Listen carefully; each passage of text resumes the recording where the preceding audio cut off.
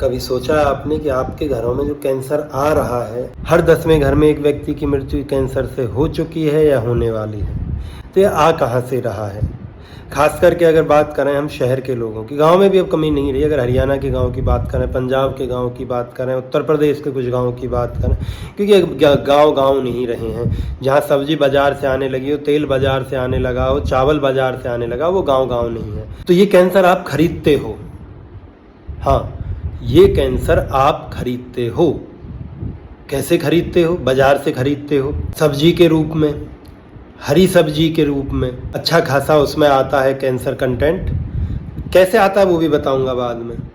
गेहूं में आप खरीदते हो, दाल में आप खरीदते हो, तेल में आप खरीदते हो, चावल में आप खरीदते हो, मसालों तक में आप खरीदते हो, और सबसे ज़्यादा दूध में आप खरीदते हो। कैसे खरीदते हो? कि जब खेत में यूरिया या अन्य कोई पेस्टिसाइड्स डाले जाते हैं तो उनमें क्या है, सॉलिड मेटल पार्टिकल्स होते हैं।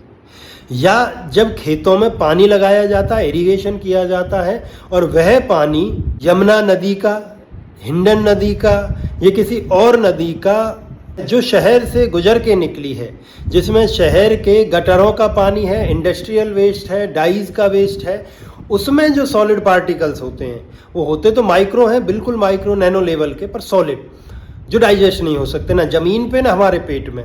वो जाते हैं खेत में, खेत से जाते हैं फसल में, फसल से जाते हैं पेट में, और पेट से जाते हैं डाइजेशन सिस्टम में, डाइजेस्टिव सिस्टम से जाते हैं ब्लड स्ट्रीम में, ब्लड स्ट्रीम से जाते हैं आपकी सेल्स तक और टिश्यूज तक। और वही सॉलिड पार्टिकल्स आपकी टिश्यूज को, सेल्स को खराब करते हैं, सड़ाते हैं। वही खराब हुई सेल्स बनती हैं कैंसर, और कैंसर बन करके वो बढ़ती जाती है, बहुत बड़े ट्यूमर का रूप ले लेती है। तो इस प्रकार से आप बाजार से खरीद करके अपने लिए कैंसर ला रहे हैं हर दिन घर में। अब सॉल्यूशन क्या है?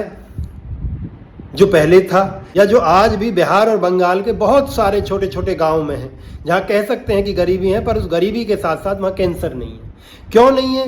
क्योंकि वो मछलियां खाते हैं अपने तालाब से निकाली हुई। उस तालाब में पानी है बारिश का।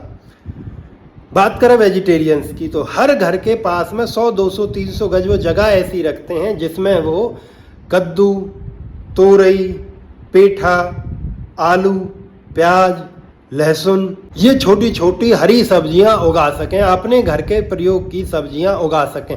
गाजर, मूली, पालक, धनिया, मेथी, सरसों, ये सब उगा सकें। और जब ये सब वो अपने खेत में बिना किसी एक्स्ट्रा दवाई के, एक्सटर्नल एफर्ट के उगा लेते हैं, तो उसमें कैंसर कंटेंट यानी solid particles, solid metal particles नहीं जाते, तो उन्हें कैंसर होने की संभावना बहुत कम हो जाती है। भले ही उनके पास स्वास्थ्य सुविधाएं उस स्तर की ना हो जो दिल्ली, मुंबई, हैदराबाद, पंजाब, हरियाणा के शहर के लोगों के पास में है। तो आप भी ये सब कर सकते हैं अपने घर की बगल में, घर की छत पे, गमलों में, इस प्रकार छोटी छोटी। सब कुछ नहीं होगा एक ही बार में। आप सोचो कि नहीं अब बाजार से खरीदना ही बंद कर देंगे, ऐसा संभव नहीं है।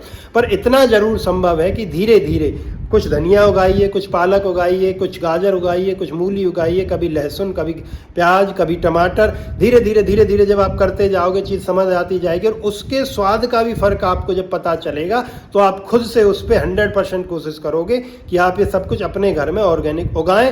नहीं उगा पाते हैं तो ऑर्गेनिक खाएं कहीं से भी खरीद करके। ये है कैंसर की थ्योरी जो आप सबके हमारे घरों में आ रहा है। और दूध में कैसे जाता है? तो उसकी भी यही थ्योरी है। उसी खेत से उगाए हुए चारे को आपकी गाय या भैंस खाएगी। जब वो खाएगी तो उस चारे में वो कंटेंट हैं, वो सॉलिड मेटल पार्टिकल्स हैं, सॉलिड मटेरियल्स हैं, जो आपकी गाय को, भैंस को डाइजेस्ट नहीं होंगे। डाइजेस्टिव सिस्टम को वो क्रॉस करके ब्लड स्ट्रीम में जाएंगे, ब्लड स्ट्रीम से दूध में जाएंगे, और दूध से जाएंगे घी में, दही में, जो भी आप कर रहे हैं। इवन प्रोसेस करने पर भी वो खत्म नहीं होते, और वहाँ से आपके पेट में फिर वही प्रक्रिया शुरू होगी और वही कैंसर पे जाके खत्म होगी। तो दूध में और हरी सब्जियों में सबसे ज़्यादा वल्नरेबिलिटी है इस कैंसर कारक तत्वों के हमारे शरीर तक आने की।